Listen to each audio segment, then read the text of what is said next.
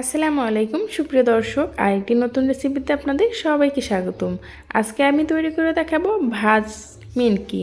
এই ভাজ মিনকিটা একদম মুখে দিলেই মিলিয়ে যাবে, এতটা মজা, আর তৈরি করা খুবই সহজ। বিকালের নাস্তায় এটা খেতে আপনারা কিন্তু তৈরি করে সংরক্ষণ করে রেখে দিতে পারেন মাস জুড়ে। দেখতে পাচ্ছেন কতটা সুন্দর আর কতটা পারফেক্ট হয়েছে। তা চলুন আমি এই ভাজ মিনকিটা কীভাবে তৈরি করেছি সেটা আপনাদের মাঝে শেয়ার করি। প্রথমে আমি এখানে নিয়ে নিলাম 2 কাপ পরিমাণ আটা, আপনারা চাইলে ময়দাও নিতে পারেন। দিয়ে দিচ্ছি স্বাদ মতো লবণ, আর দিয়ে দিচ্ছি 3 টেবিল চামচ পরিমাণের মতো এখানে সয়াবিন তেল। 2 কাপ আটার জন্য আমি এখানে 3 টেবিল চামচ পরিমাণ সয়াবিন তেল ব্যবহার করেছি। এখন এই সবগুলো উপকরণ ভালোভাবে আটার সাথে মিক্স করে নিচ্ছি। এখন আমি হালকা যে নর্মাল পানিটা থাকে আমরা খেয়ে থাকি, সেই পানিটাই কিন্তু অল্প অল্প করে দিয়ে মিশিয়ে নিচ্ছি। এখানে কিন্তু গরম পানি ব্যবহার করা যাবে না। এখন এটাকে একটু শক্ত শক্তই একটা ডো তৈরি করে নিতে হবে প্রথমে, তারপর কিন্তু এটা রেস্টে রেখে দিলেই খুব সুন্দরভাবে একটা সফট ডো তৈরি হয়ে যাবে। দেখতে পাচ্ছেন এটা কিন্তু অনেকটাই শক্ত। আমি এটাকে ভালোভাবে একটু ময়ান করে নিচ্ছি হাতের সাহায্যে। আর এই ডোটা কিন্তু একটু দেখেই বুঝতে পারছেন একটু শক্ত শক্তই আছে। এভাবে একটু 2 থেকে 3 মিনিট আমি ময়ান করে এটাকে ঢেকে রেখে দেবো রেস্টে 10 মিনিটের জন্য। 10 মিনিট পরে ফিরে আসছি। তার মাঝখানে আমি একটা ব্যাটার তৈরি করে নিচ্ছি। এখানে আমি দিয়ে দিচ্ছি হাফ কাপ পরিমাণ সয়াবিন তেল আর 3 চামচের মতো কর্নফ্লাওয়ার। এই কর্নফ্লাওয়ারটাকে খুব ভালোভাবে তেলের সাথে আমি একটু মিক্স করে নিচ্ছি।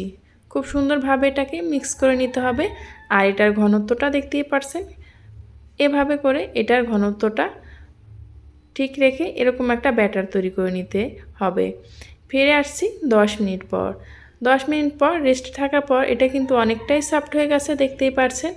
আমি যখন এটাকে রেস্টে রেখেছিলাম তখন কিন্তু অনেকটাই শক্ত ছিল, এখন কিন্তু অনেকটাই সফট হয়ে গেছে। এখন আমি এর থেকে ছোট ছোট লিচি কেটে নিচ্ছি। আর এখন আমি এটা রুটি বেলে নেব। রুটিটা হবে একদম মোটাও না আবার একদম পাতলাও না, দেখে আপনাদেরকে একটু বুঝে নিতে হবে। তো আমি কিন্তু রুটিটা তৈরি করে নিয়েছি, দেখুন এরকম করে। এভাবে করে আমি সবগুলো রুটি তৈরি করে নিয়েছি।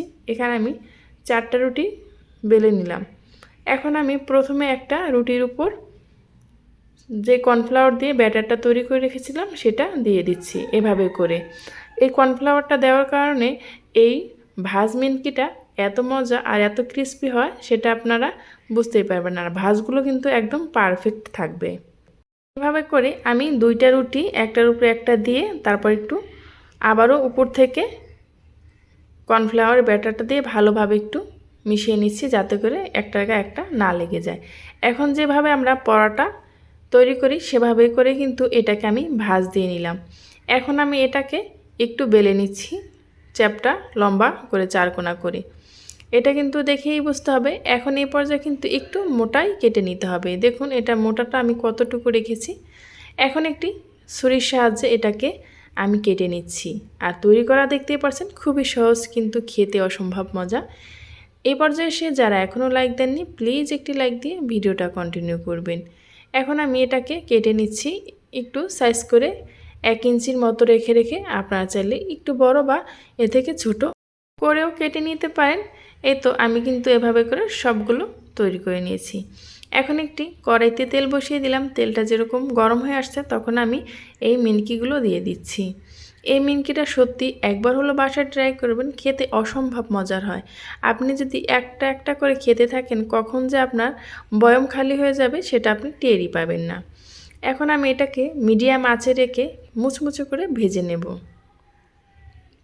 আজকে আমার চ্যানেলে যারা প্রথম ভিজিট করেছেন, আমার এই ভিডিওর কোনো অংশ যদি আপনাদের কাছে ভালো লেগে থাকে, নতুন এবং পুরাতন যে আপু এবং ভাইয়ারা এখনও চ্যানেলটি সাবস্ক্রাইব করেননি, প্লিজ আপনাদের কাছে অনুরোধ রইল আমার এই চ্যানেলটি সাবস্ক্রাইব করে পাশে থাকা বেল আইকনটা ক্লিক করে রাখবেন, যাতে এরকম সহজ এবং নতুন রেসিপি আপলোড করা মাত্রই আপনার কাছে নোটিফিকেশন পৌঁছে যায়। তো আমি এভাবে করে এটাকে উল্টিয়ে পাল্টিয়ে ভালোভাবে ভেজে নিয়েছি। ভাজগুলো একটু চাপ চাপ দিয়ে যদি করে নেন তাহলে কিন্তু 2-1টা এরকম ছুটে গেছে, এটাও কিন্তু ছুটে যাবে না। খুব ভালোভাবে যদি ভাজটা চাপ দিয়ে লাগানো হয়। আর এই ভাজটা যদি খুব সুন্দরভাবে না হয় তাহলে কিন্তু খেতে ভালো লাগবে না।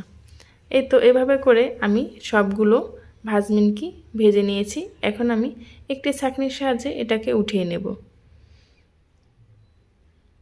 অবশ্যই তেলটাকে ঝরিয়ে উঠাতে হবে। আমি এভাবে করে সবগুলো মিনকি তেলটা ঝরিয়ে উঠিয়ে নিলাম। আর ভাজার পরে দেখুন কতটা সুন্দর আর কতটা পারফেক্ট হয়েছে। আর হাত দিয়ে হালকা চাপ দিলেই মিলিয়ে যাবে। অসম্ভব মজা খেতে, আর বুঝতেই পারছেন মুখে দিলেই কিন্তু মিলিয়ে যাবে।